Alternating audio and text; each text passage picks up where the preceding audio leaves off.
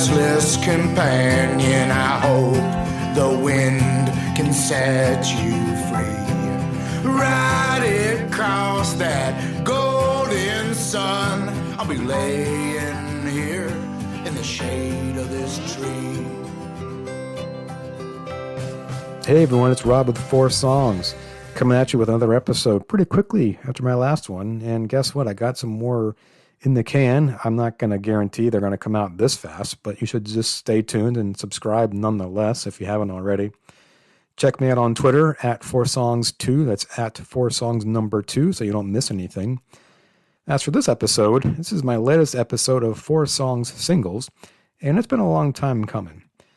Those of you who've been listening to the show for a while now may remember that my first episode of January 2021 was with my old friend Michael Patrick F. Smith. And when I say old friend, I mean way back. I mean, Michael and I went to elementary school together, middle school, high school, and I think we even went to the same church together as kids, which there's not that many people that you know that long that you actually still are in touch with. And that's pretty cool in and of itself. But to be talking to him about this new material and this new song, it's doubly cool if I can be as unimaginative as that and not come up with a better way to describe that. But it's just a trip for me, and I hope that you kind of hear that in our conversation. So the last time we heard from Michael, he was about to release his new book called The Good Hand, which is about his time in North Dakota trying to get some money out in the fracking boom, which those of you who study history or maybe now geopolitics may remember about 10, 11 years ago, fracking, which is getting gas from rock underground, was transforming a lot of people's lives in the Midwest, and including Michael's, because he decided to go out there and just to see if he could do it, because the job itself is incredibly difficult. It's physical labor. It is some of the hardest conditions you can imagine. In his book, The Good Hand, he talks all about it, how hard it was to do that work, how hard it was to adjust to this new environment, not just the cold and the heat of North Dakota, but just being out there in the Midwest with no friends and no money, and just to strike it out on his own. The book, as I said, it's a compelling read. I got through it in about 2 or 3 days. It's gripping. It's funny. It's sad. It's a brilliant memoir. It just really, it'll move you. And we talk a little bit about that on this episode. We don't go into too much detail. You can read the book to find out more. And the book is coming out on paperback. So if you haven't gotten the hardcover, you can get it on paperback. Or actually, we're here to talk about the audio version because he got to record some music with it too.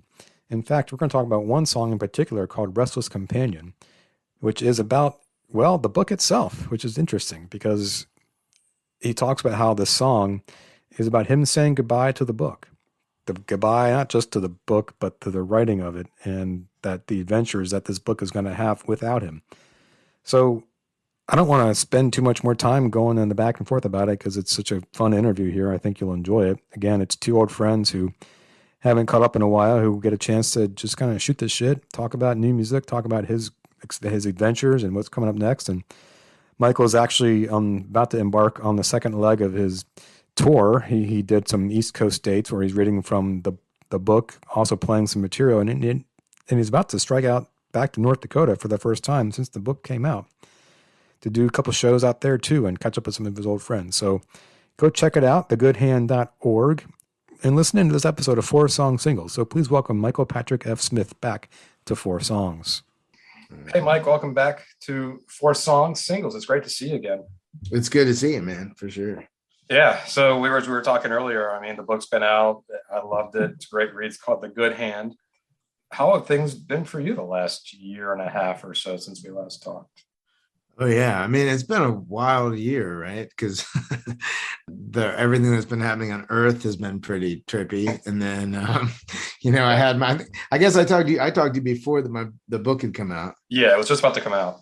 Yeah. So since that has come out, there's just been a lot of, it's been doing well, and just a lot of like changes and kind of fast and interesting avenues have opened up that have been kind of unexpected. But so it feels like, I think I was saying earlier, feels like this past year has been multiple years. Yeah. What's been happening.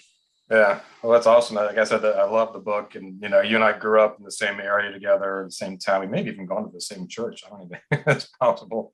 I I don't think know. we did. Yeah. Yeah, Yeah. but I had no idea like what y'all went through growing up, and so just Yeah. you're a real survivor. But then to survive a place like Williston, the height of that fracking boom, man, that just took some strength. I don't think I would have made it.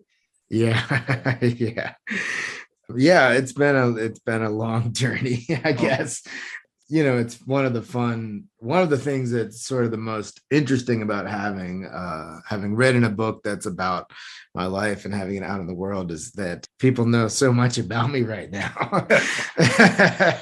And it's sort of a relief in a lot of ways. I think that I've always been a kind of a public person, and that I love to perform music and I love to create artwork and do events and that kind of thing. But it's different than sort of telling people, and even people who you're close with, you end up telling them stories about growing up or things that have happened in your life and challenges you've faced, but you don't necessarily get into sort of the detail of like, here's 5,000 words about, my upbringing. So it's ended up being, one of the hardest things that I had to get used to in the past year. And I think now I frankly just kind of enjoy it. Feel sort of glad that so many things are just out there that I don't have to. It's not that I don't have to explain them, but that they're kind of settled a little bit. It's freeing, I guess. Anyone who's listening, if you haven't read it, it's The Good Hand. Well, so before we get to the music real quick, there are parts in the book where music comes. You talk about bringing your guitar out and playing around, and obviously I know before you wrote the book, you were playing a lot of music in the DC, Baltimore, New York area. When you're out there, out in North Dakota, I mean, how important was music to you at that time, just given the circumstances that you were in, being new to that environment, new to that kind of pretty hard, incredibly hard work? And just how did music kind of help you get through that, or did it?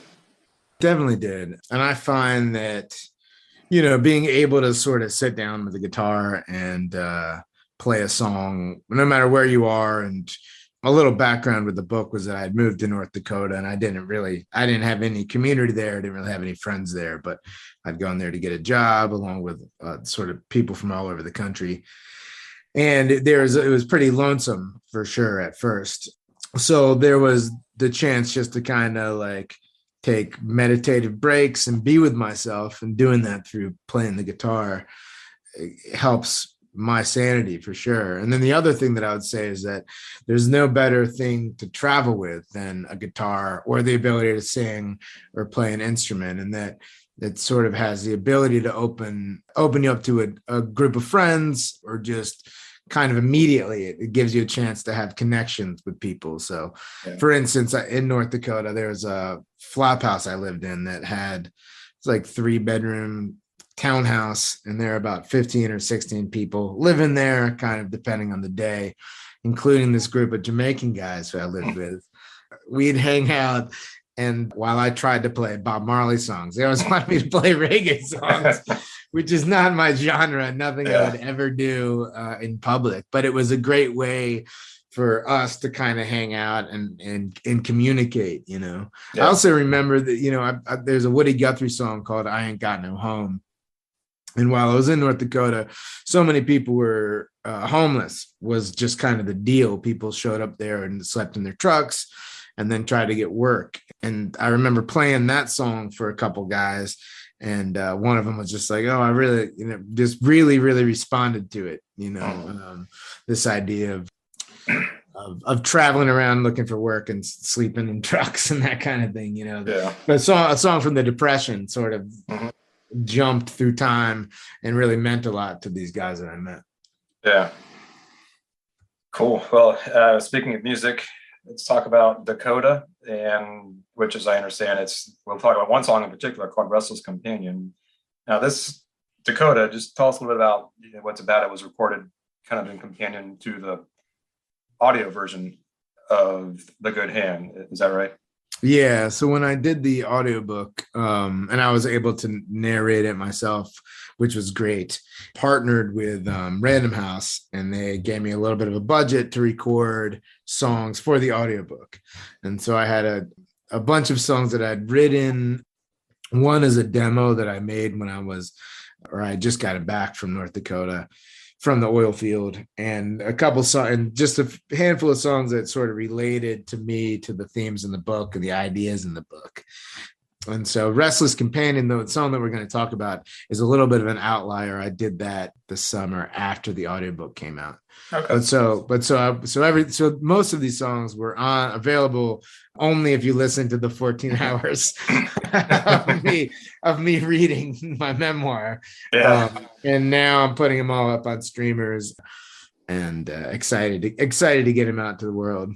Yeah. So did you write, before we get to Restless Companion, I mean, did you write any of the songs while you were there? I mean, or you couldn't find enough time, I would imagine. Yeah, I mean, I wrote the song. There's a song called Truck Stop, which is about running into other guys at truck stops who are using the showers and washing up and hunting for jobs. And then there's a song I wrote, also another truck song, called My First Truck Was a Chevy. I wrote that right after I left North Dakota. And that was about, a lot of the guys that I worked with out there, kind of as recreation. There wasn't that much to do. People would just get drunk and wreck their trucks. So there was one 4th of July, I think 4 guys that I worked with all smashed up their vehicles like in one weekend.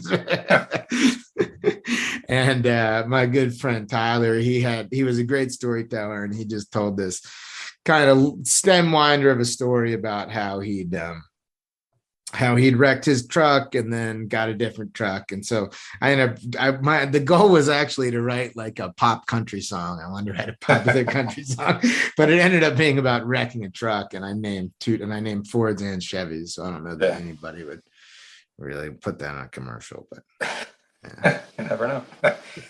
So Restless Companion, as you said, this was a bit of an outlier. So in the sense that it may not have been influenced by your time out there. So what's with this? I love the song, by the way, but how did it come about? Oh yeah. So when I finished writing the book, so it took me 7 years to write my book. And when I actually finally completed it and went through the second draft and the third draft and copy edited and everything, and was finally delivered to the publisher, I felt like I felt like I had just ended the longest romantic relationship of my life. So I felt like I should write a song to sort of say goodbye to the book. And so it ended up, I started the song and I wrote a few verses of it, which were me thinking of the book going out in the world and it having its own kind of adventures and it's kind of doing its own thing. I think that books and songs in a way too are these magical sort of objects, in that you never know what a song is going to do, who's going to listen to it, when they're going to listen to it. Is it the song that somebody falls in love with? Is it a song that, that when someone's grieving, they hear it? I think the properties and sort of the sentience of songs and books, I believe that they kind of have their own intelligence and that they travel in their own ways. And so I started writing this tune sort of in honor of the good hand and to say goodbye to it.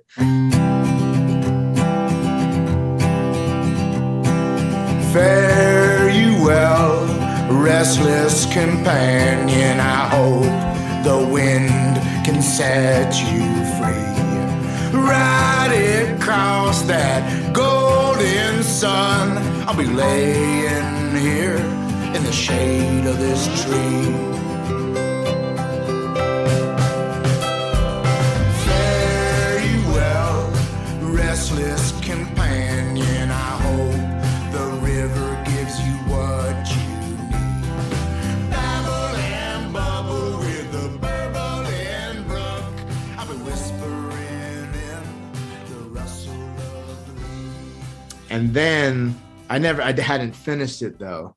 And almost a year later, after The Good Hand had come out, I was in Los Angeles and I was kind of in the midst of one of these incredibly ephemeral but kind of beautiful relationships where it's not gonna last, but it's kind of a wonderful thing to be in for this moment of time. A good friend of mine, Al Scrow, who has a studio in Los Angeles, I was talking to him about recording a tune and played him a little bit of this one, and he liked it. He said, let's do it. And so I finished writing the song the night before we went in the studio to record it. Wow. Yeah, to me, I don't know if you would ever listen to like Uncle Tupelo way back in the day. I mean, I feel like this song would fit on Anodyne, their last album together. It just has that, like, to me, this real breezy, catchy, feel good vibe to it that, like I said, would either fit on Anodyne or maybe like even Sunvault's first record.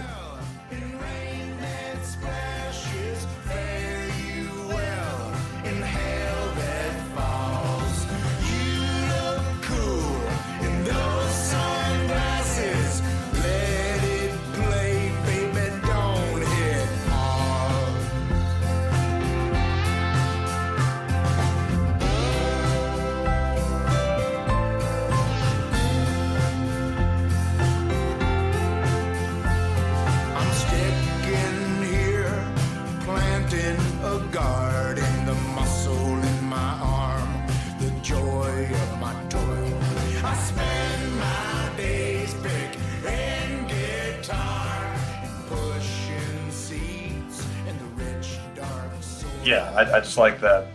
Even some of the lyrics just kind of brought me back to that, because that was like my early 20s, just really loving that stuff. I still do. So yeah. I just, when I heard that, I was like, that takes me back a bit. So yeah, I think both those bands use kind of, and they're not exactly updating folk music, but they use some of the poetry from folk songs, and then they sort of interpret them through their own lens. And I think that this, for me, was a tune too, where it was taking some of the language of folk songs, trying to turn it on its head a little bit, and not make it modern in quotes, but deal with just some sort of normal day-to-day stuff of like somebody wearing sunglasses,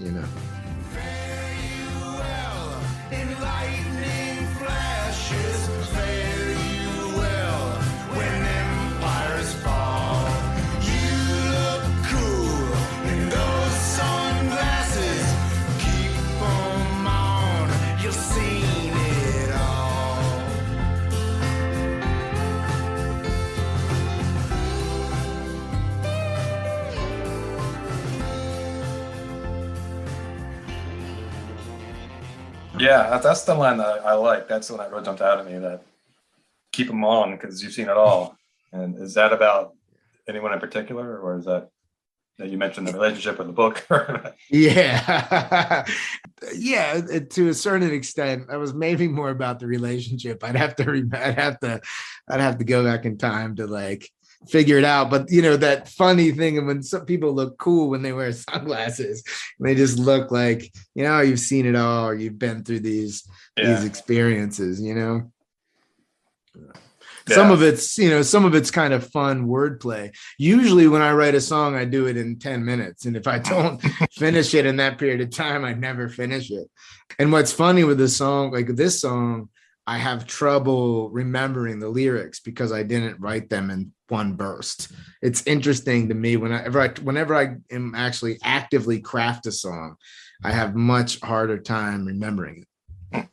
But this was one where I spent some time and had some fun moving the words around and figuring out, how to place things in interesting ways, as opposed to it just being like a brain dump.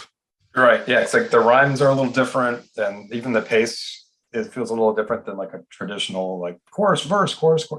It's very much like it's kind of one pace, and again that breeziness and the fare thee well, I think throughout the thread, throughout the song, just makes it work so well, at least when I hear it. And so is this the kickoff? This is the opener, right, to the album? Yeah. It's gonna kind of kicks off the record.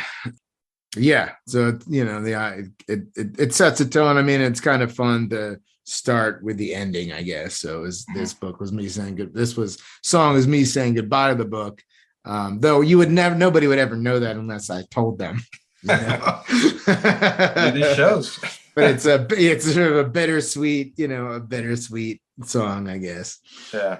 Well, I love it. And I really, again, it's a terrific lyrics and the music. I mean, who's playing with you? You mentioned the fellow you recorded it with, and who else is on it? Yeah. So it's mostly me and Al Scrow. It's mostly Al Scrow. He has a studio called Answer Studios in Los Angeles.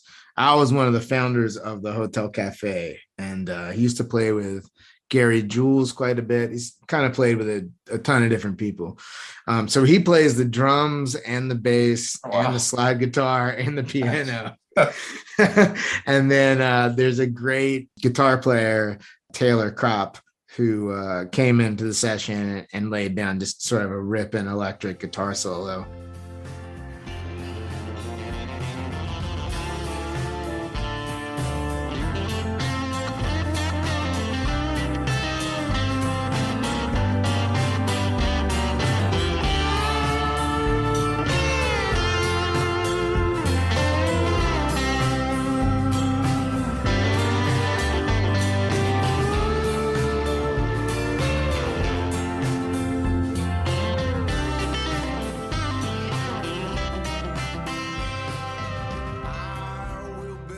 It was one of the most fun studio experiences that I've ever had because there was kind of no pressure on it. And we just kept it super. It was just me and Al. And it was like, well, do you want to do a song? Yeah, I'll do a song. And we had some wine. I played through the song. I was like, oh, it's pretty good. And then we just kind of kept building on it. Well, like I said, I love it. So what's coming up next? So you got some readings and you're going to North Dakota again. I've been waiting a year to do it because when the book came out, everything was still shut down. But I'm doing a little tour where I get a chance to combine playing music with telling readings from the book and also telling stories about the book and about the process and about what the experience was like. So I'm having a chance to so I think it'll be a cool, interesting show where I'm doing about an hour-long act. My friend J. Tom Nato is coming with me. He's an incredible pedal steel player. And that's going to be through Maryland and New York. And then I'm going to North Dakota for a few shows, which will be cool. Yeah. Have you been back since the book came out? Not since the book came out. So the last time I was there was 2017. Wow. And, yeah. So I'm looking forward to catching up with my pals there. Yeah. Yeah. Cool. Well, thanks again for hopping on with me, Michael. And it's good to see you. Yeah, it's great to see you. So thanks again for Michael for joining me for this special episode. Go check out the book. You can get a copy of it. Go to thegoodhand.org. Actually, you can get a copy of the song there too, and other material he's been putting out the past couple of years. So I encourage you to check it out. That's thegoodhand.org. Go order the book at your favorite bookstore, which is hopefully not Amazon, but you can get it at your local bookstore too. Maybe go support some local businesses. So anyway, stay tuned. I got some more stuff coming. Thanks for listening, and we'll talk to you soon.